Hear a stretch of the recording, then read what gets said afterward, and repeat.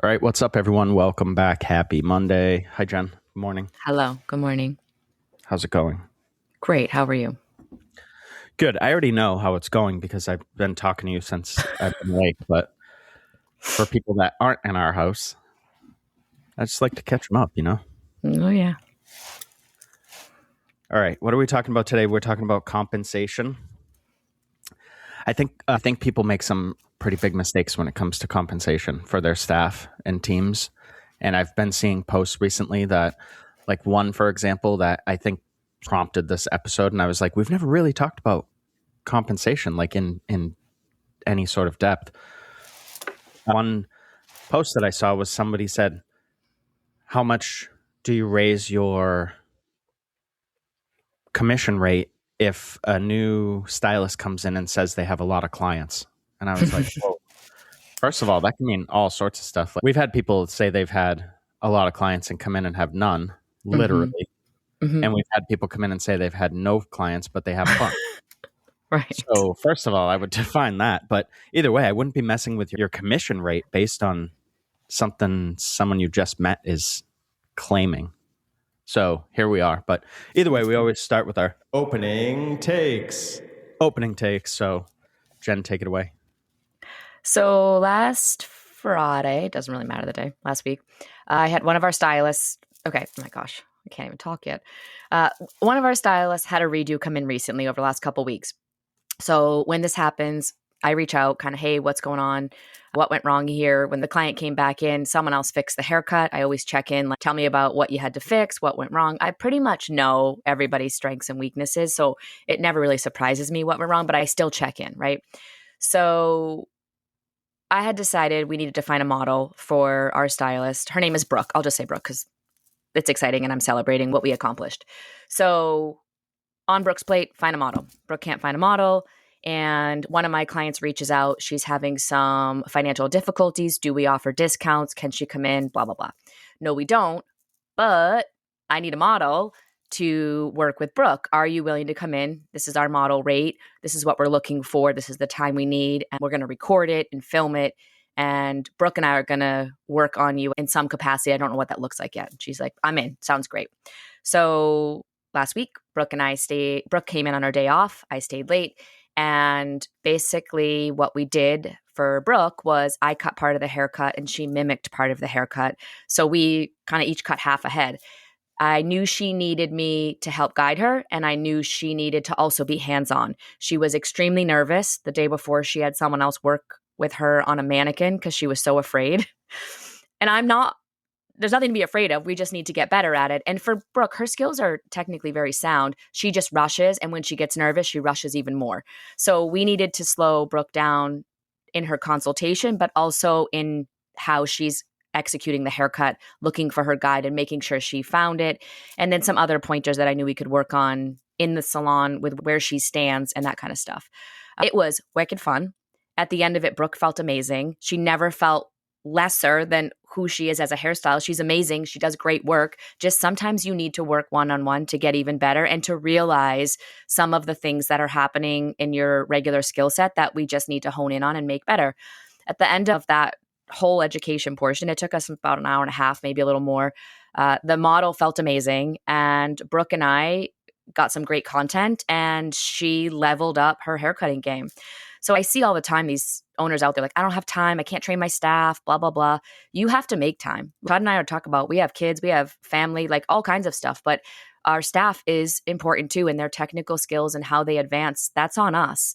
So for me to stay late on a Friday to help Brooke get better, that's part of my job, and I'm happy to do it. And it was great that we were able to kind of help out the model with her getting a great haircut and teach Brooke some great skills.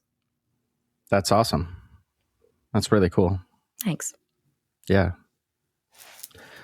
I guess my opening take is I'm gonna base it on something that I again saw online, and I tried to answer because I try to be helpful. Whenever I'm on like Facebook or somewhere, I try to see if I can help somebody because it just makes me feel good selfishly, Mm-hmm. And somebody was asking about something about color, their color tubes, like the staff never checks to see if there's color open, and they just keep opening more tubes and blah, blah, blah.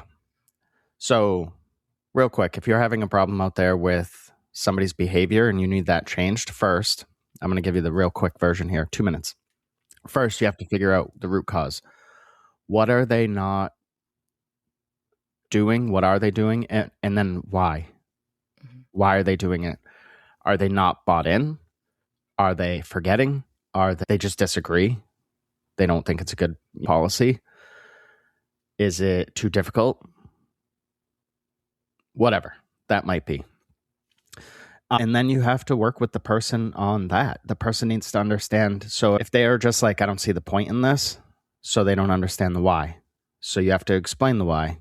And the why is not, I said so because I'm the boss, or something other, something else silly like that. The why needs to become, hey, we do it this way because it makes life easier for the ordering, or it makes life easier for the client, and that's why we're here. We're here to serve the client, or something like that. And I think you'd be surprised that once people understand what's going on and once you simplify things. So, for example, if somebody's forgetting, why are they forgetting? Are these people being malicious? I doubt it. I doubt your entire team is just not bought in.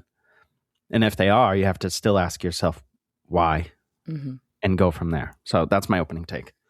Figure it out. You're the owner, I guess, is what. At the end of the day, it's all on who's on a salon. It's all on you. All right. So I think conversations about compensation are pretty shallow. People look at one thing. People are so focused on just the commission rate that, and we've had people on our team that come in and they're like, when can I bump up my commission? I'm like, that's not how we do it here. You're never going to bump up your commission. That's not going to change. It's there for many reasons, and I can explain them all to you, but it's never going to increase. So we do all sorts of stuff to compensate our staff and to treat them good. And we also explain those things.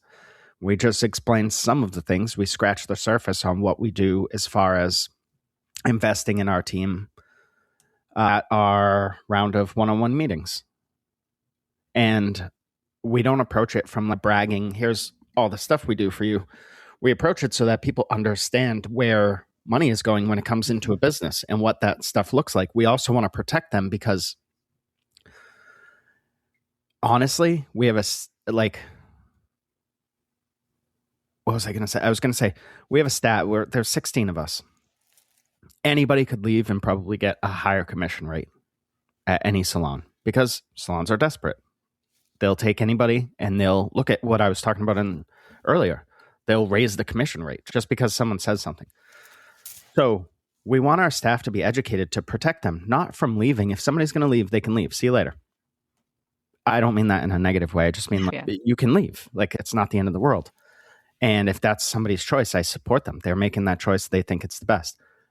But there are a lot of predatory businesses out there that are telling everybody that you can keep all your money and stop giving away half of your money and all this stuff. And that's just not true. That's not how business works. So I want our staff to be educated on where money goes in a business and how it flows. So it comes into the business and then it gets allocated by the owners or whoever's responsible. The biggest chunk goes to payroll. The rest of it goes to whatever it goes to. I'm sure we're going to touch on it. Math. This is where you have to start. What are you laughing at? Math. It's just fun. Math. Yeah. So this is where you have to start as an owner. You cannot just start with, I'm going to give this commission rate. If you do that, you will run into trouble at some point. Most salon owners are trained, I would say almost all. I don't know, Jen, you went to business school. Yeah, forever ago. But yeah, you also went to hair school forever ago. That's true. So, but I do hair. But here's the deal. Most salon owners were trained how to do hair. They were never trained in business. Yeah. At all. They have no business background. So you have to be able to do some basic math. You have to add everything up and then start dividing. Where is this money going to go? How much can I afford to allocate there? How much can I send over here? Whatever. Let's look at some of that stuff. Your pricing. Your pricing has to cover everything.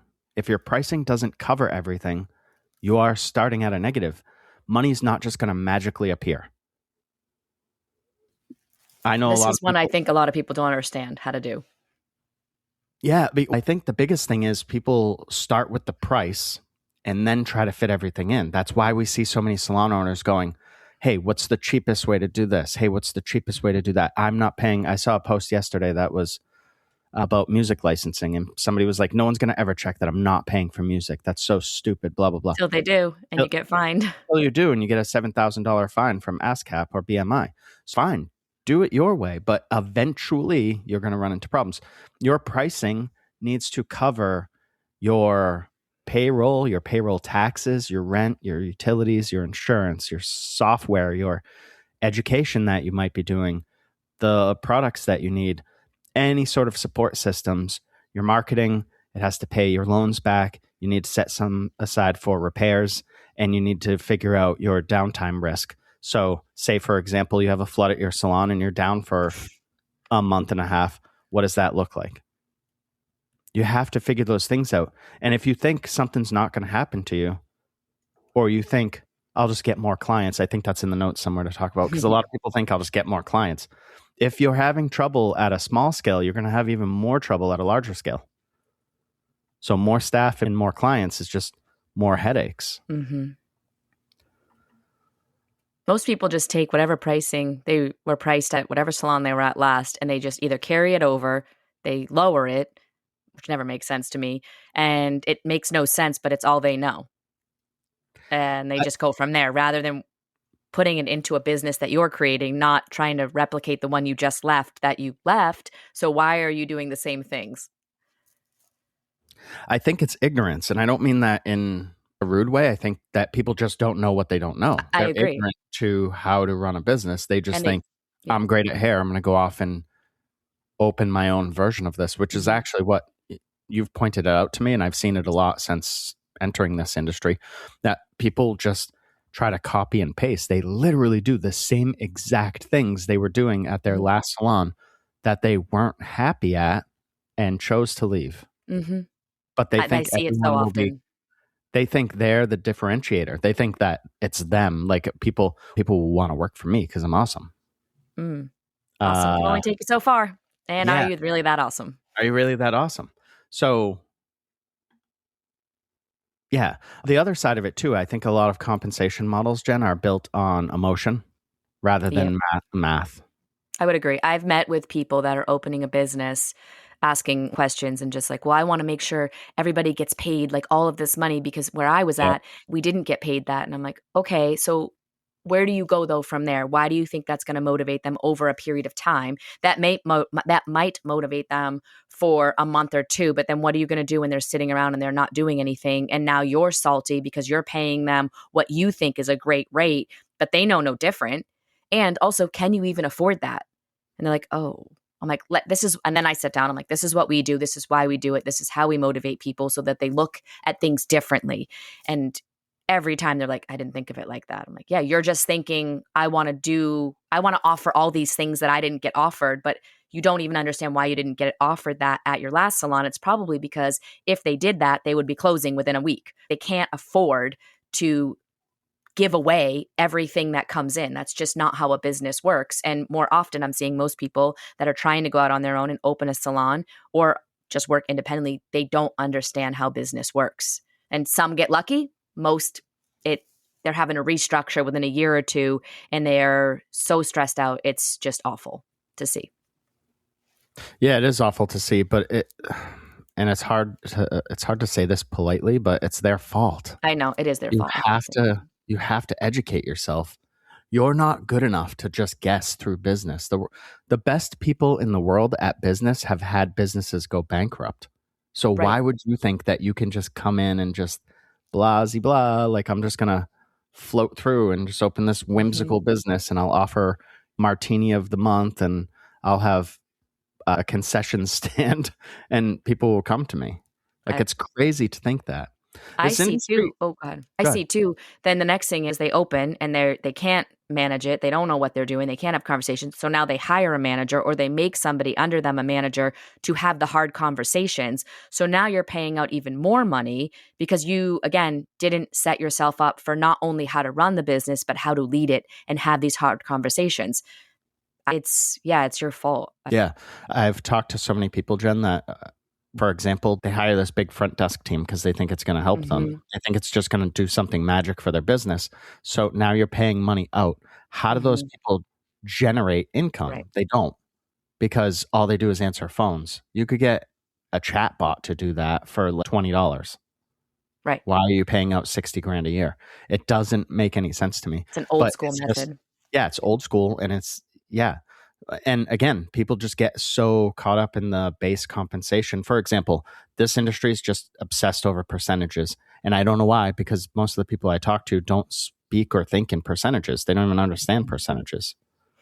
I have a story off what you started with, and I think it's a good time to say it. So what Todd was saying in the beginning of the episode is that we've had people come to us like, I want to raise my commission. I remember this so clearly. And again, if you don't understand math and you didn't build your business from the beginning on math that works for your business and gives you longevity, this is going to be a struggle for you. So this person comes to us, I want higher commission. I think I'm worth it. I'm busy, blah, blah, blah. All the reasons, right? And all of her reasons are valid. So now we're sitting there, and thank God I have Todd because he can explain the math much better than I can. So here we are. He explains the math. This is what comes in. This is what goes out. Even at the percent we pay you, you have the biggest chunk. And then he breaks it down. What if, or when you're ready, if we raise your prices here, okay. So he goes, if we raise your commission to what you're asking, you're going to make, say, $100 more a week. If we raise your prices, you're going to make $250 a week. Which would you prefer? I'm pausing because I want you to guess. She picked the commission. She picked $100 a week versus the $250. Do you remember this, Todd? I do, because the commission number in her head was what was going to make her more successful. Yes. She was just... Explain that. Yeah. And I was like, that's wild, because you would leave money on the table just to say you have a higher commission rate. Right. And she was stuck in this realm. So now imagine you're leading this person and Because that's what this industry is selling. Yeah. Yeah, for sure. And everyone's saying they offer these high commissions. So she was just like, no, this commission is really what I want. Now, she'd be losing money. At the end of the day, when Todd re-explained it and we went through some things, she's still with us. Her prices have been risen a few times. She's super successful and she's bought in. She understands. The commission question never comes up anymore. She's just ready when we're ready with her to raise her prices again and for her to make more money. But if you can't explain that and you don't understand that, you're going to run into this conversation all the time, because in this business, people just look at the commission rate, and you're going to find people that are like, I just want that higher commission. And they're like leaving money on the table. It's insane to me, but it's up to you to explain it and get them to buy in. And then if they don't, it's time to part ways. In this situation, we would have part ways if that's how that went. But luckily we were able to, or Todd was, to really explain, drive home all of the different factors and the success she would have, not only on that price increase, but in her future and the vision for her career. And then here we are. It's been amazing. But you're going to have these pushbacks and you're going to have to explain it. It's on you. Agreed. And I think this is part of this big split in the industry that you see, that I often call a tier A versus everybody else. And everybody else is talking about just the commission rates and we're high paying and percentages. Nobody except for the tier A salons. And again, I'm not saying that we're better or whatever than anybody. I'm just saying that we understand after years of doing this and practice and figuring out what actually works. But only the tier A salons really are talking about sustainability. And I don't mean the environment. I mean business sustainability. Like, how can we ride this thing all the way? Yeah, how can we survive? Right? No one's talking about margins. The reinvestment that it takes. We just had to rebuild a salon. That takes money. Long-term opportunity, not only for the owner, but for your staff. And then operational health. Are people talking about that? That's your profit. When you look at a profit and loss, do you have money left over at the end of the month? Do you have profit? If you don't, you have an unhealthy business, period. I'm not judging. I'm just stating the facts. Mm-hmm. And that is often because of math. You mathed wrong. So we're talking endlessly about percentages and almost never about that other stuff. What do employees actually want that can add to their compensation other than just straight money? They want a sense of belonging. They want to be able to grow, like Jen was just talking about. We have amazing stylists that grow if they choose to. Some grow slower because they just don't put in the same amount of effort, and that's fine. They're still good people. They're Mhm. just going to grow very slowly because they just don't have as much ambition or Yeah. whatever. That's the path they choose. How about stability? If your business is not making money, how long are you going to want to do it for? How long are you going to want to work so that someone else can have a paycheck? How long are you going to struggle with that Yeah. for? Jen, That's exhausting. I know you've been there, Oh, right? yeah. So Yeah. if the business isn't stable, nobody has a job. Yeah. My first business, we would pay ourselves and then have to go put money back in the bank to cover payroll. It was Right. crazy. This is insane. And we were just paying off services we did, and there was two of us, and it would just be like, whoa, now we're overdrawn. So here, part of that paycheck's going back in. I'm like, this is crazy. And we did it for 10 years. And that was 10 years consistently of that. Not every week, but it was more often than not.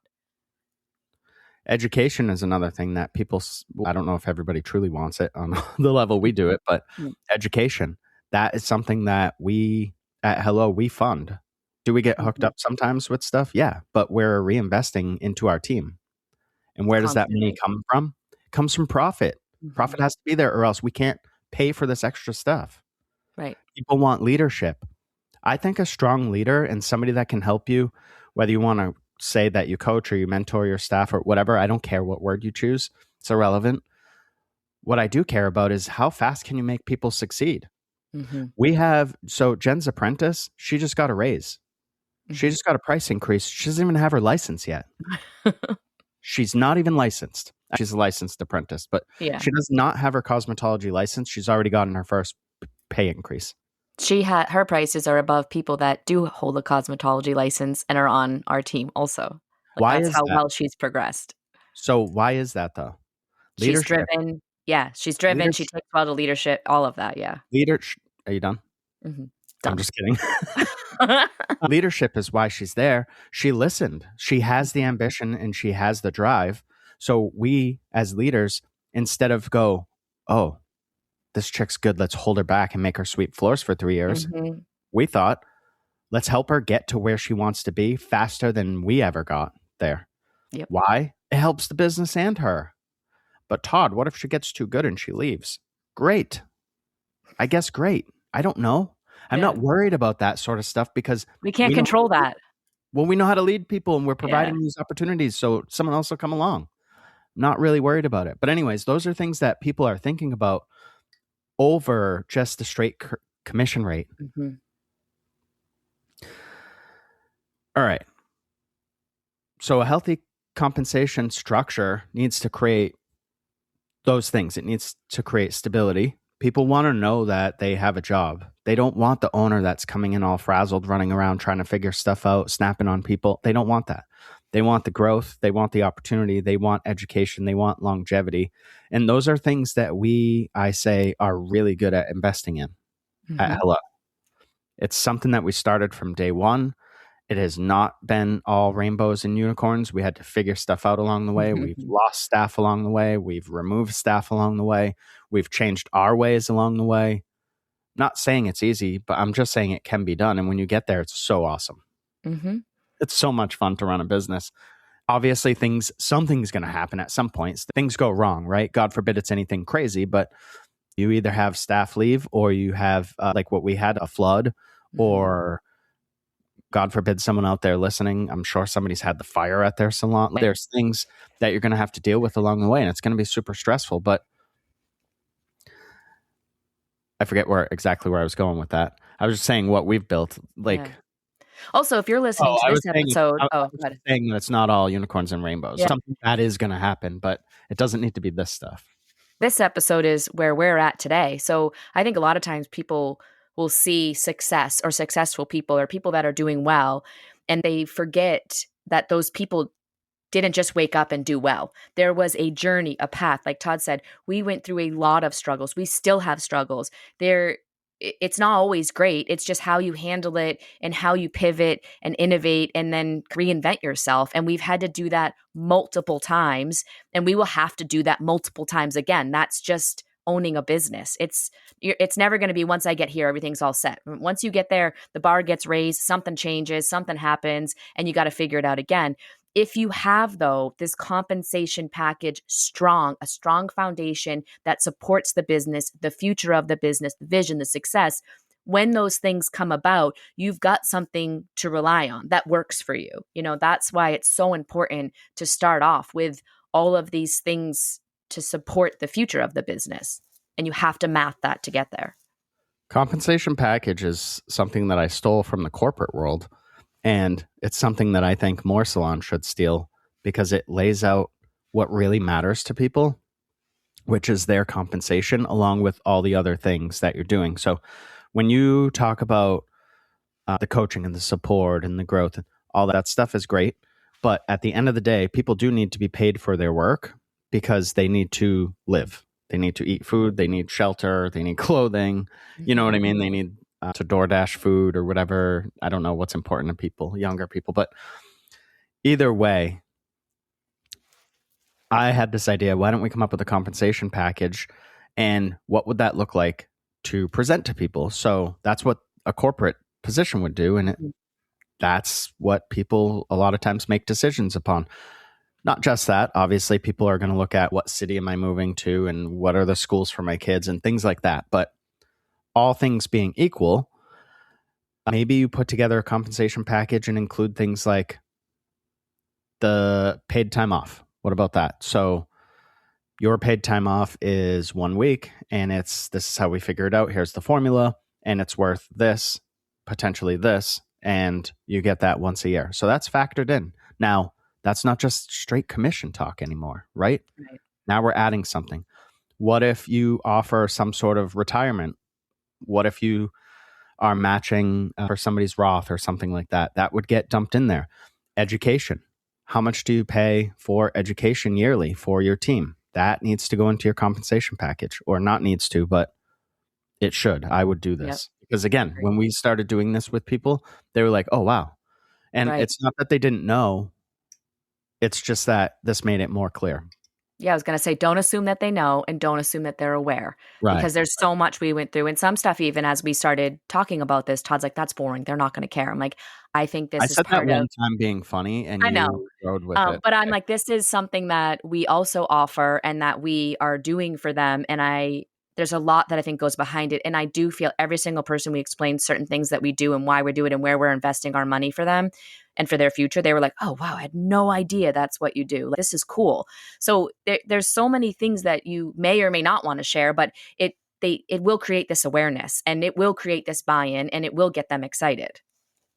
Yeah, product absorption was the next thing I had on that list. If you take care of products, for example, we don't take out product charges. A lot of salons do. So I pointed that out to people because that is a benefit to them. Mm-hmm. The software and the marketing, people might say, those are automatic. Yeah, they might be automatic, but not above and beyond, not the amount that, for example, we invest. Right. A lot of salons would say, people have to go out and post on social media. We don't do that. We'll get your clients either way. Why? Right. Because we want to. That's the way we want to run our business. So we present it that way. Mm-hmm. Operational support, whatever pretty much you need, we do. Within reason, it has to fit the business. And then growth opportunities. So we have people that have opportunities with us that are outside of doing hair. It's not behind the chair. Mm-hmm. What does that look like in your salon? Maybe you can hire someone on as a cleaner. That's something that we did. Mm-hmm. And again, that is, you're being compensated in a different way. So I think laying that stuff out is healthy. It's a healthy business practice. Absolutely. And I know for people, it can be awkward talking about money. Get over it. You got into business. Business, the number one reason businesses close is their money dries up. It's lack of capital. So and you just have to have an understanding for all of these things to be able to have the conversations. Yeah, the compensation packages is more than what just hits your bank account each week. Mm-hmm. There's a lot more that goes into it. All right. So why are people making bad compensation decisions? Fear is probably the number one. Yeah. Right? What are people afraid of? Losing staff. They're afraid of having to charge more. They're afraid of looking greedy, right? How many times have you heard owners, Jen, oh my God, we used to hear this so much in the gym industry. I'll do this without pay because I just want to help people get healthier. That's great. But I'll tell you what, having money helps a lot more people. And keeps you open. Right. That was my whole Yeah. point. Yeah. If you don't have any money, you're going to have to close. because And then you're helping nobody. And then you're helping far less people.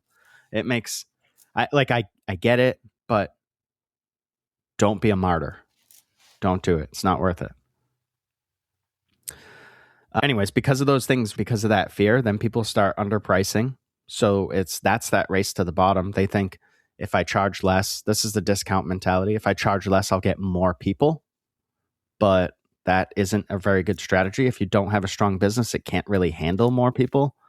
I was working with a business mentor in the past and said, Todd, if I dumped 300 clients on you right now, what would happen? And I was like, I would probably close. I'd be too stressed. I wouldn't be able to handle it. I don't know how many I would even get back to. And he was like, yeah, because dumping a bunch of clients onto a business that's not strong foundationally, is not going to help. It's going to hurt it. People are then going to overextend. How many times have Jen, you talked about it today, right? The owner that doesn't have time to train their staff. Yeah. Did you mention that earlier? That's what's going to happen because the owner now I'll just work more hours. That's not going to work long term. That's not, long-term plan that's bad. Yeah, that might work for a little bit. It might even work for a few years, but eventually you have to you have to have a plan in place to step back. And that all starts with your compensation package and your pricing and all your structural math that supports your business. You're going to weaken your business and you're going to then basically become allergic to profit. It's true. I think it's true. I don't know. I believe you. Yeah. I think too many people out there project. So when you're struggling with money, you start to project. You start to think things like clients won't pay that price. Just because you don't have the money for something doesn't mean there's not people out there that will. And if you are listening and you're like, but I'm in a small town, man, we know people in small towns with private jets. There are people with money everywhere. Yeah. It doesn't matter. All corners of the United States have people that can afford your services. It's just the truth. It's a very low level mentality when you think that, because you could be like, you're judging people by the way they look too. I've seen it so many times, like they don't have a lot of money. I'm like, you have no idea what's in their bank account. Just because someone's rich doesn't mean they look the part of being rich, whatever that is to you. It's yours to put your prices out there. It's theirs to decide if they can afford it. And then it's yours to move forward. Period. You're also not looking for every single person. Nope. So if you are in somewhere that is, say, on the bottom of the national average for income, you're still looking for the top 10 to 15% of people in that market. You don't necessarily have to go after every single person. There are salons that target the lower and the mid tier of those demographics.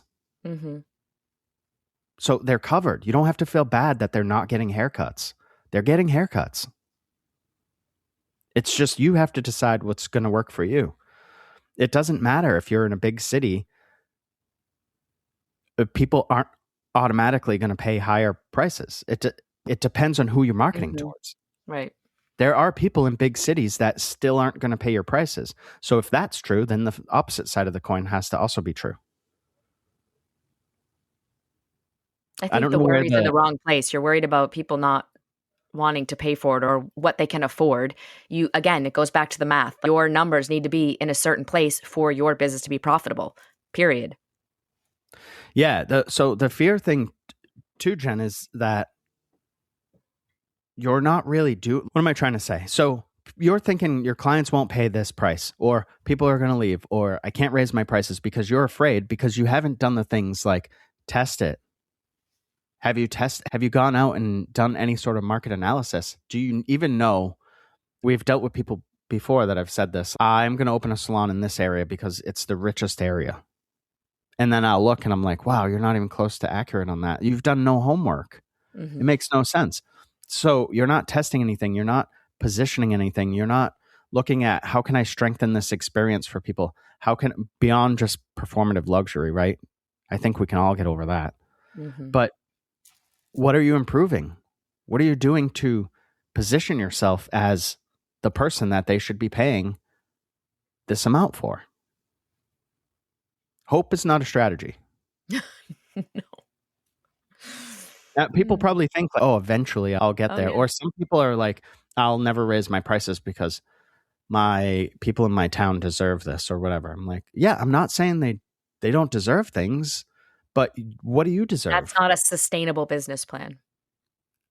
Right. And There's then I've seen people get mad at other people like, I can't believe they would charge that much.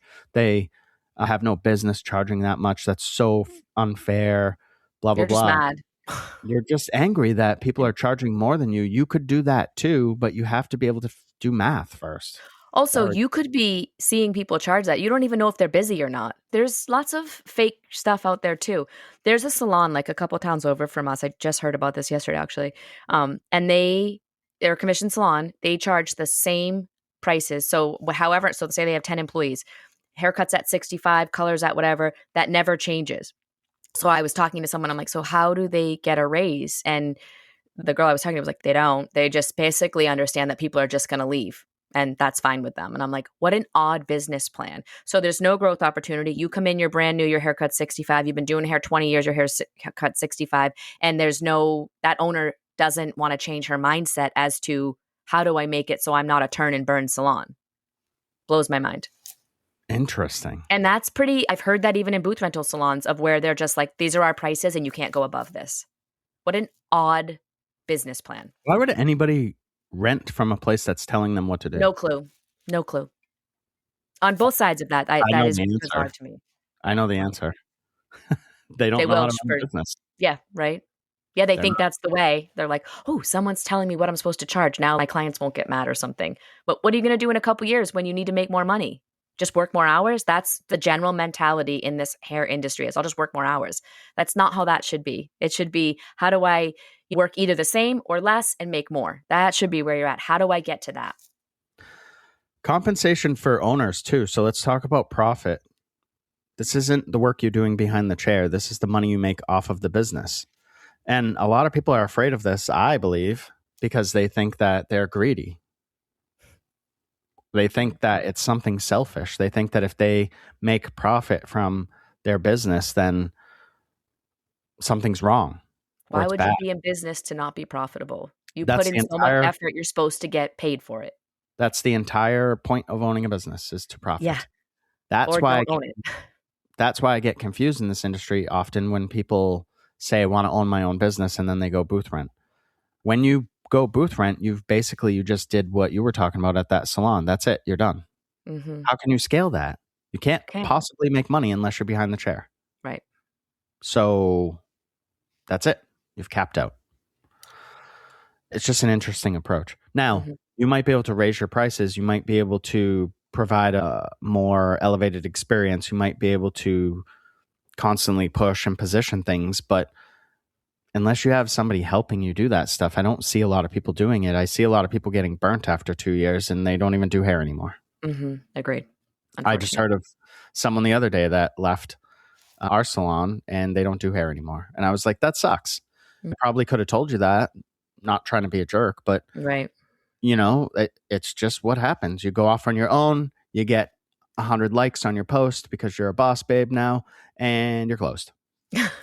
So that's not what we want to see. And anyways, let's get back to this profit thing. So profit's not evil. Profit is what allows a business to survive. I know it sounds stupid, but it helps your business improve. The more profit you have, the more cool things you can do. That's how I position it to my staff, our staff. That's how I talk to them. Hey, the better the salon does, the more cool shit we can do for you. Yep. Because we can reinvest, we can educate, we can create more stability, we can create more opportunities. I heard someone once say that they thought someone said profit is bad from corporations or whatever. And the coach said something along the lines of, let's find a cause. And they were like, saving the whales. And they were like, all right, everyone can agree, right? We need the whales. Whales are cool. We don't want the whales to go away. How do we save the whales? Sure would be helpful to have a lot of money. Right? Any cause that you can pick, anything in the world, you can get further when you have money. It's just the way the world works. It's commerce. Mm-hmm. Also, I think one of the biggest mistakes that an owner can make is treating profit like leftovers. So if there's money left, that will be profit. If there's leftovers, but there's not, your business starves. So yeah, what do you do then? you have to build it in. You cannot just say, oh, it takes X amount of clients to break even and then this. No, you have to look at a more macro approach than that. You have to do math, people. Sorry. It all comes back to math. Yeah, it does. Like it or not. How about this one, Jen? The owners are keeping the other half. So say I'm a 50-50 split with somebody. The owner gets 50. The owner's keeping 50. I'm giving 50 to the owner. I've heard people say that too. I'm giving you half of my money. You're not giving me anything. I own the business. I'm giving you the paycheck off the work you do. Yeah, that's funny. And again, you have to be able to break down that other percentage because like when Todd does it and it quickly they see they get the biggest chunk. At any percent, they get the biggest chunk because the other chunk goes to all of the risk the business has, all of the overhead. Say your stylist gets 50% and you, quote unquote, get 50%. Now take out the percent for the taxes that you have to pay on that stylist getting that 50% because you pay part of that. Now take out the payroll. There's fees associated with that. You have to pay a company to process payroll. Now take out the rent, utilities, education, software, insurance, products, the cleaning, the marketing, the systems, the support, the payrolls. I already said payrolls and operational costs. That's just a quick list. Yeah. If you're lucky, you have money left over. Well, it's not luck. It's math. Yeah, true. Nice try, Jen. Tried to infiltrate like the Trojan horse. Yeah, anyways, owners aren't keeping that half. So that 50% is coming to the owner and then they're allocating it. They're deciding where it goes. This month we need to order this. So X amount is going towards products. Insurance bill is due for the quarter. So this percent is going towards each month is going towards paying that quarterly bill. We need to market. So X amount of percent is going to that. That's on the owner. Right. Now, I know you think we're just going to take a trip. I had someone tell me that they pay my mortgage. Remember that? That was my last salon. I do. And I was like, no, you don't. I pay my mortgage. Thanks. I write the check every month. I'm not sure where you're coming from. And this was part of that mentality, though. Like their part of their check was paying things that I did, like my car, my mortgage. I'm like, this is insane to me. Yeah. But that's where when we opened Hello, Todd works on a model of how we explain like where the money goes in a very simple way. That person eventually found out, by the way. So here we are. Revenue and profit are not the same things. So I know a lot of people confuse that. And a lot of people will say, I want to be a 6-figure stylist, or I want my business to do $1 million. I've actually had somebody say, how do I get my business to do $1 million? And I was like, why is that important to you? Because if you're not profitable, you're not keeping any of that. Doesn't matter. Yeah. In fact, if you're negative, I would argue you want to make as little money as possible because it makes no sense. You're just paying a larger amount. You're going to lose more money. Yeah. So the owner's side of that 50%, and I'm just using 50 for easy number to grab onto. The owner's percent is basically divvied up into the infrastructure of the business. And a percentage of that then is profit. So that's how that works. Owners, why is profit okay? Why should you have profit? Risk, for starters, you're the one that's responsible for everything. You're the one that's going into debt with a loan. You're the one that is dealing with the emergencies. You're the one that has to deal with the pressure of operations daily. You're the one that has to figure out and deal with slow periods or the ups and downs, the peaks and the valleys of just business. In the Northeast, July is a slow month. You're the one that has to plan for that, though. Your staff doesn't have to worry about it. They clock out and go home. So you need to be rewarded for that stuff. You need to be compensated. Your business should do that for you. Start with a little, build it in. and then make it bigger if that's how you want to do it. But profit, it's the reward. Otherwise, there's really not a point unless you truly just want to say that you're a boss. I'm a boss. Cool. So is 98% of this industry. Mm-hmm. But how many are actually making money? How many are actually making a profit? A lot of the people online are pretending. I've seen people that are out there, they're like, I charge $300 for a haircut. So I went on, I was just out of curiosity. Their book is wide open. They don't have any clients. So that's cool that you charge $300, but guess what? 100% of zero is still zero. Still zero. Yeah.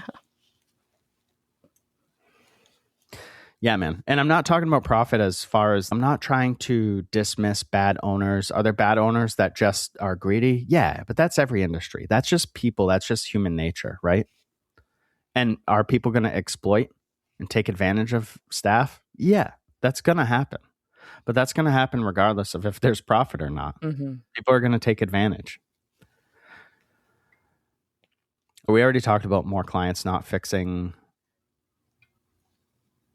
I guess we can touch on quickly that salon owners, we talked about this earlier, but salon owners are unintentionally thinking, short-term thinking. Because when a salon owner becomes obsessed with percentages and they're making decisions based on emotion and they're short-term thinking and they have unrealistic expectations, that's training their staff to think that's how you run a business. That's dangerous, and that's what's hurting the industry right there. It's a whole bunch of people running around that have no fucking clue, excuse my language, and they're teaching the next generation to not have any clue. Mm-hmm. And the cycle repeats itself. So don't do that. Take some ownership. Have some pride. Have a little bit of dignity. Operate with integrity. Show people how it's done. The industry this is such a monkey see, monkey do industry. It's just copycat industry.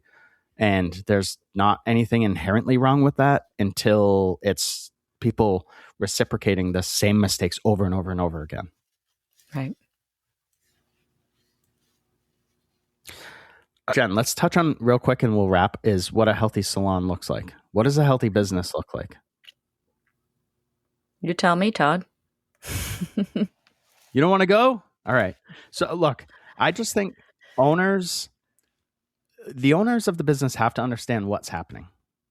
Like, for example, we can look at Hello. I know who's pulling their weight and I know who's not. I know who's not going to show up on time and needs a little kick in the ass or a reminder. I know that stuff. That's important for you to know. You have to know then what happens next because you're the one steering the ship. You have to have this awareness and this clarity in your business. And then for your teams, you have to have teams that are bought in. They have to buy in. You have to get people to buy into your vision or else they're going to just create their own vision. They have to understand the mission. They have to understand the vision. Why do you exist and where are you going? And they need to understand the why.